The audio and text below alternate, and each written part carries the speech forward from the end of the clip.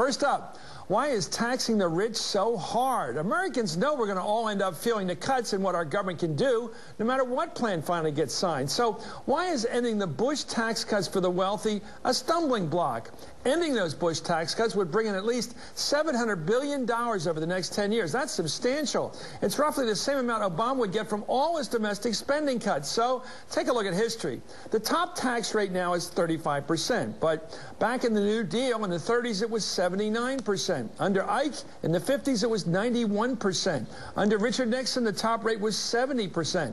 Then things began to come down under Reagan when the top rate was still 50%. Under Bill Clinton, it was down to 39%. Under George W. Bush, down to 35, where it is. Becky, what is this historically low? Why is it so hard for the Congress, when they get together, to actually raise the top rates back up a bit for the rich? Because the tax code is a mess right now. If you look at all the deductions that have been taken, if you look at all the loopholes that people and corporations can slide right out of, it's a complete mess right now. And right but now, if they have all those loopholes, why do they need a lower rate besides? Why don't you get rid of the loopholes and create an actual rate? Right now, 47% of Americans don't pay any taxes at all, income taxes. So if you're looking at a system but aren't they the poorer people? Well, if you're looking at sometimes, yeah, but if you're looking at a system where half the people don't have any skin in the game, you're talking about a very unfair system. You know, I wonder about this reform first thing. Go ahead, Joe. Wait a second.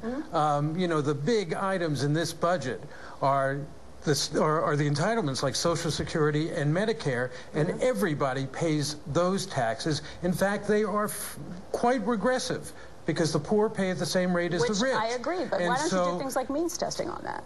Well, means testing wouldn't be a bad idea. The other thing is this.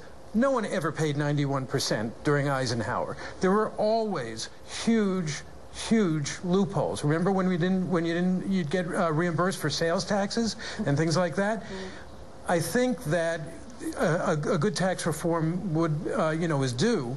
We get them every 25 years. The last one was in 1986. Well, let's go back to the reason this became a hot issue, Andrew. Back under Reagan, who was the great fire breather when it came to when he went into acting, everyone knows this story. He looked at his first check. It probably was $100,000 or something. He's paying 90%. He didn't have all those loopholes and all those shelters. So he became a firebrand for lowering rates. And now the Republicans have big philosophical stakes here. What are the best Republican arguments for lower tax rates for the rich? What's their case? Well, simply because the less government takes, the more individuals have, and individuals are better judges of how to spend their money than government. That's the core basic idea, and I agree with it.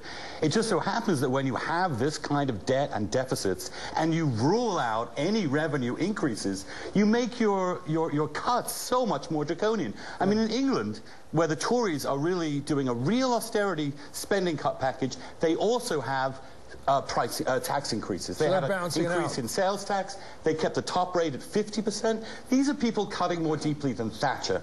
For the Republicans to move the entire question of taxes off the table is a non-starter, I think, for most people. You know, one of the things we talk about is the fact that a lot of the rich, as you would probably point out, you have the numbers that a lot of the rich pay a lot of the taxes. They do pay a bigger share. But we also see studies, Nora, that there's a big gap growing in this country. Everybody knows about it. The very wealthy are doing incredibly well, the zillionaires, and below that level, really well. And the poor people are getting pushed down, pushed down, pushed down. Isn't that a case for a higher rate for people who make big money?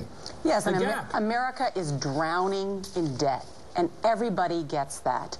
The key question now is not just cutting spending, because even Paul Ryan's austere budget will not balance the budget until 2040. There has to be another part of this.